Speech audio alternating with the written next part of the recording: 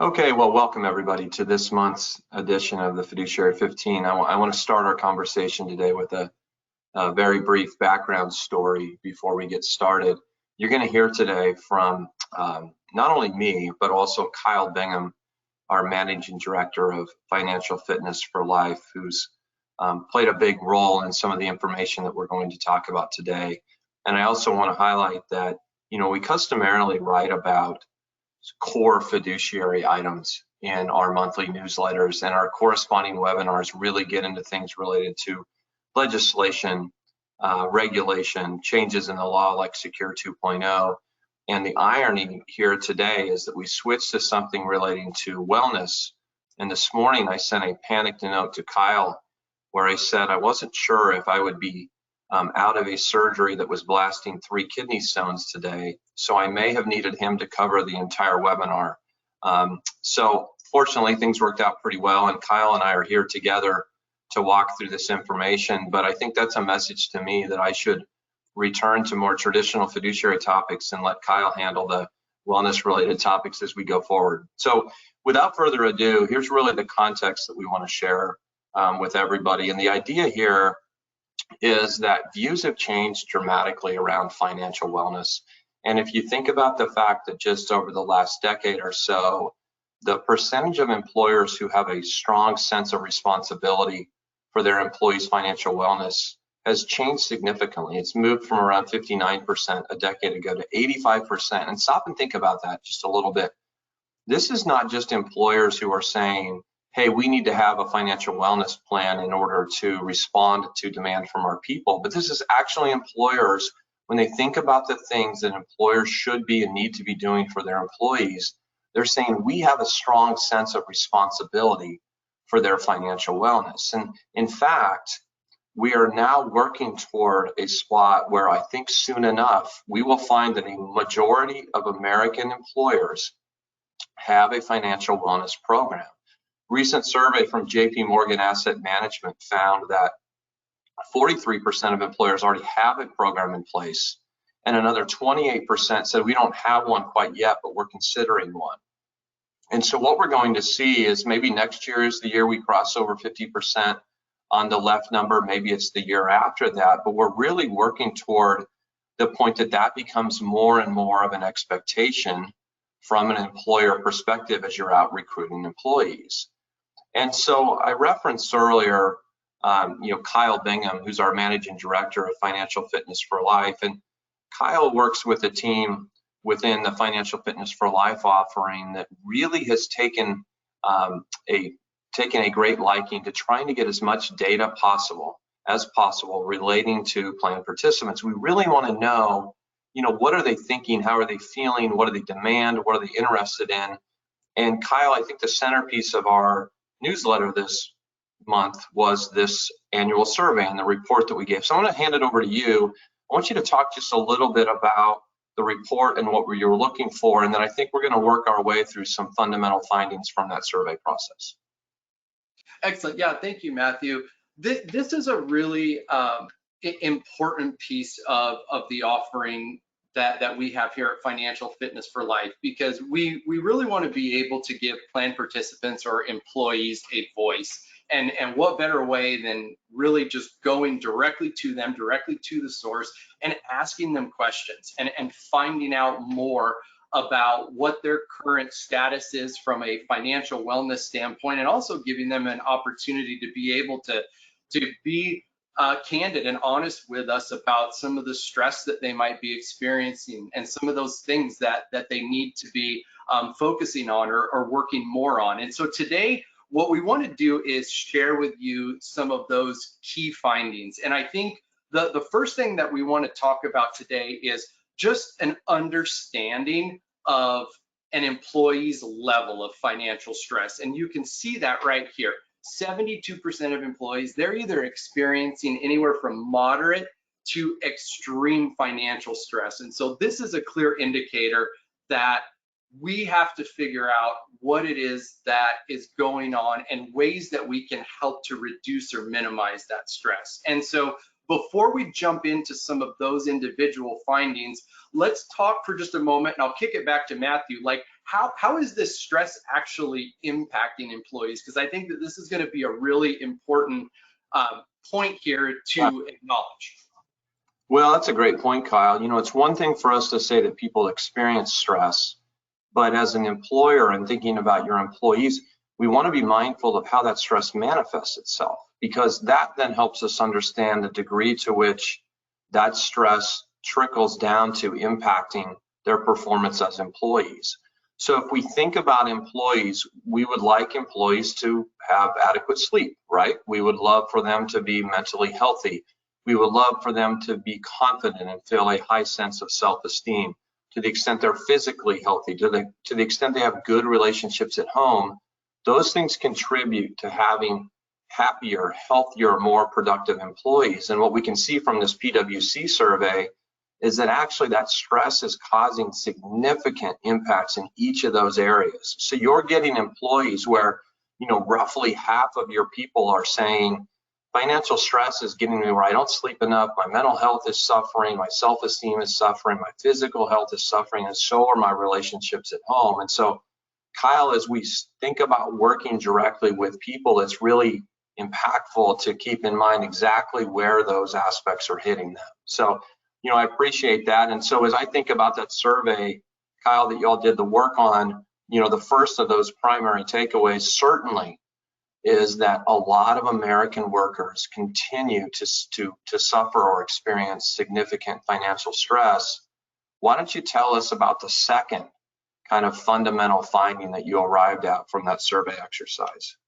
Yeah, absolutely. I think that having this information provides us with this enormous opportunity to be able to help employers and employees alike. And it all starts with making sure that a strong financial foundation has been built. And in particular, there were 2 points that I want to emphasize. The first one being just something as simple as a budget and having your finances in order. What we found is more than half of employees don't even have a budget, or if they do have one, they really haven't even looked at it in the past 6 months. And when you look at everything that's been going on with our economy, the rise in interest rates, the inflation rate, I mean, those are all reasons that probably more so than ever, we need to be revisiting things like our budget on a much more frequent basis. And in addition to just that basic idea of budgeting and managing your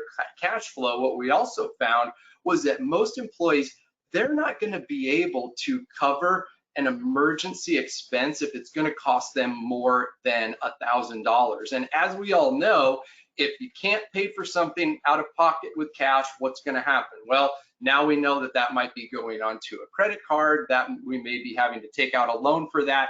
And now we get into this cycle of potentially going further and further into debt. So I think once we can acknowledge that there are some basic principles that people still need to work through, then what it also is going to do is allow us to figure out how to go about helping people.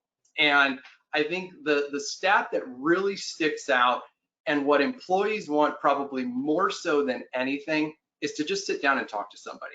People want to be able to have that one-on-one interaction and want to be able to get personalized help. And I think that that's key when you're looking at a financial wellness offering and when you're looking at a successful way of implementing that.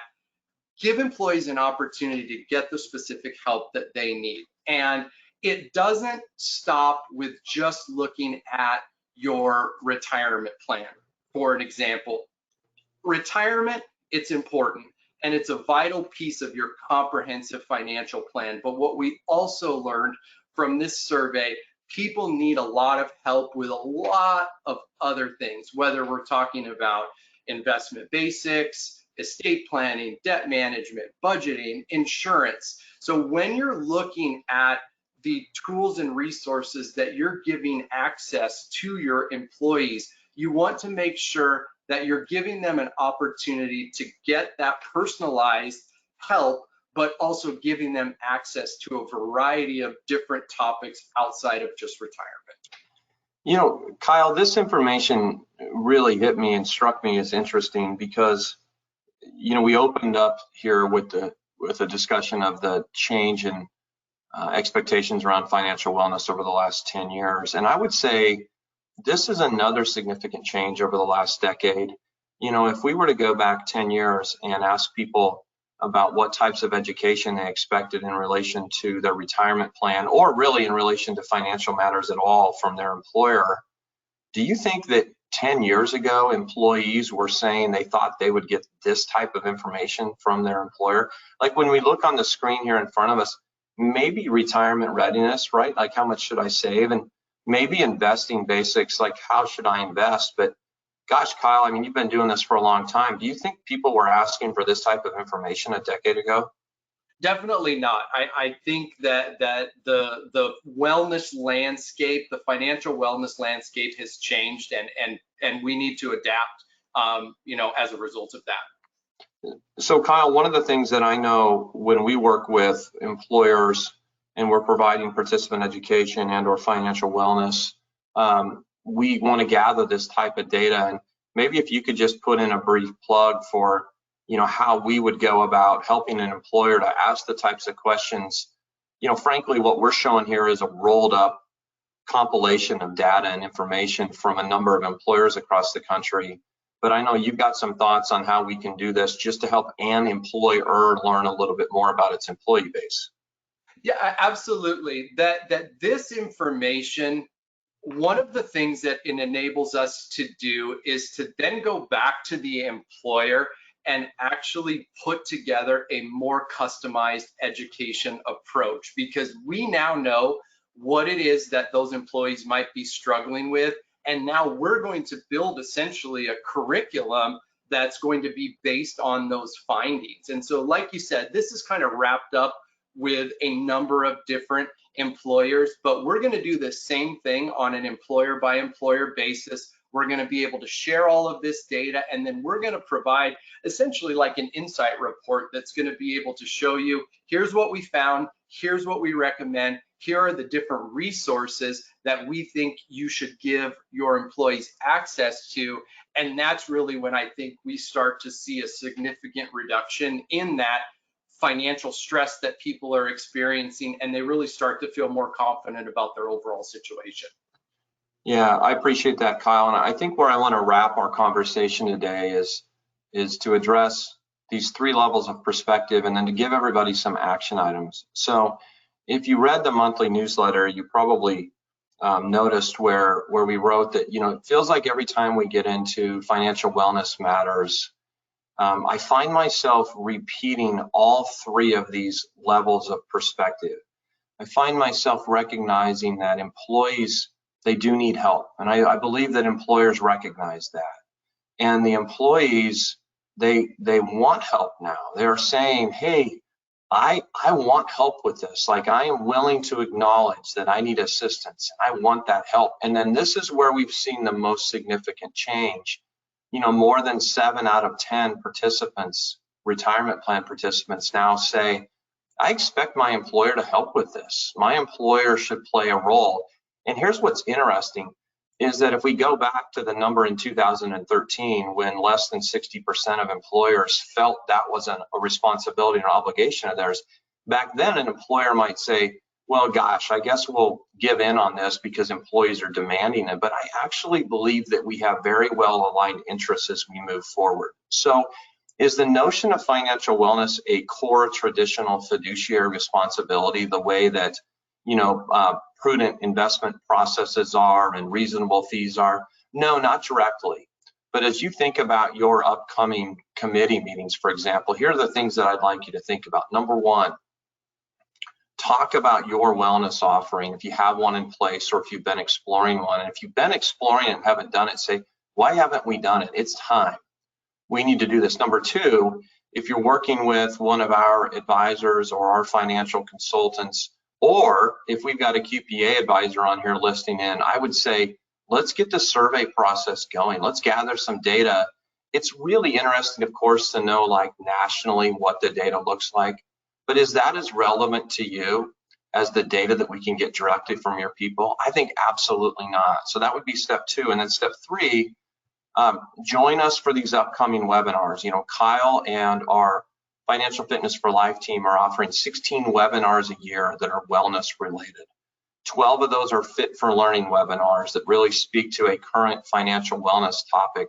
4 of those are market related webinars where our chief investment officer, portfolio manager, and retirement practice leader deliver that information. Share this with your employees. Let's find ways to get this in front of your employees.